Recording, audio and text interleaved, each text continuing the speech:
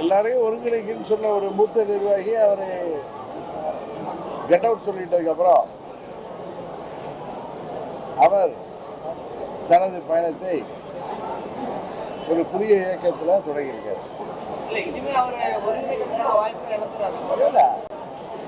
அதற்கு முயற்சி எடுப்பதற்கு முன்பே அதற்காக முயற்சியில் ஈடுபட்டிருந்ததே காரணமாக சொல்லி எங்களெல்லாம் சந்தித்தது தான் காரணம் அப்படிங்கிறார். எல்லாரையும் ஒன்றிணைக்கணுங்கிற ஒரு நல்ல எண்ணத்தில் அவர் எங்களோட நட்போடு வந்து பேசுகிறாரு. அவர் மூத்த நிர்வாகி. நான் பல முறை சொல்லியிருந்தேன், அம்மா அவர்கள்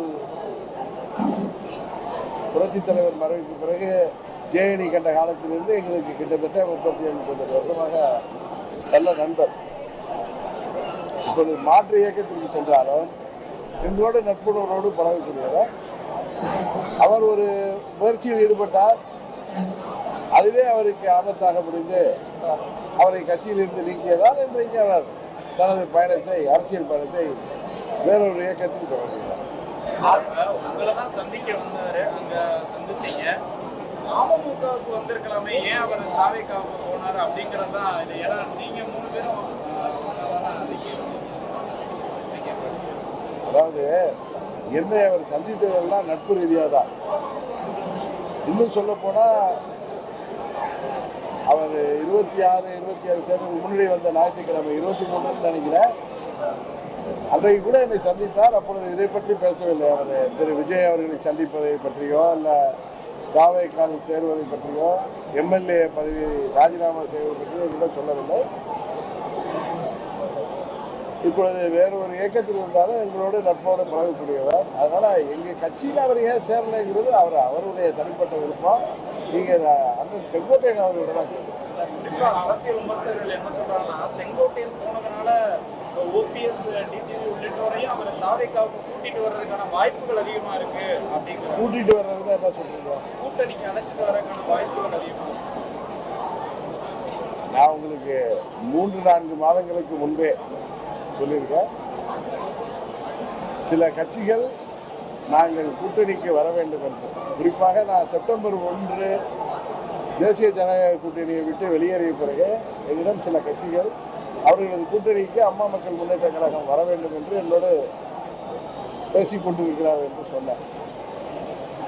அதெல்லாம் ஒரு முடிவுக்கு வந்த பிறகு நான் உங்கள்கிட்ட சொல்வது தான் மரியாதையாக இருக்குன்னு சொல்லிட்டு இருக்கேன். நீங்கள் செப்டம்பரில் கேட்டப்பே தெரியும். அதனால் அண்ணன் அவர்கள் என்ன மனநிலையில் இருக்காருன்னு எனக்கு தெரியல. அவர் என்னிடம் அந்த தாவேக்காவுக்கு வர வேண்டும் என்றெல்லாம் அவர் அன்றைக்குலாம் வந்து பேசவில்லை. வருங்காலத்தில் சந்திப்போம். அவரும் நான் எப்படியே நண்பர்களாக சந்திப்போம். அப்பொழுது அவர் என்ன சொல்றாருன்னு பார்ப்போம். ஒரு சில பேர் என்ன சொல்றாங்கன்னா, டிடிவி தினகரன் என்ன இருந்தாலும் ஒரு மூத்த அரசியல்வாதியாக அவர் ஏற்கனவே இருந்திருக்கிறாரு. விஜய் ஒரு கட்சி தொடங்கி 2 வருஷம் தான் ஆகுது, அவர் போய் வெற்றி பெறுவாரு, அவருக்கான வாய்ப்புகள் இருக்கு அப்படின்னு டிடிவி தினகரன் பேசுறது சரியா இல்லை? இல்லை, நான் என்ன பேசுறேன்னு உங்களுக்கு தெரியும். பழனிசாமி 3வது இடத்துக்கு செல்வார்.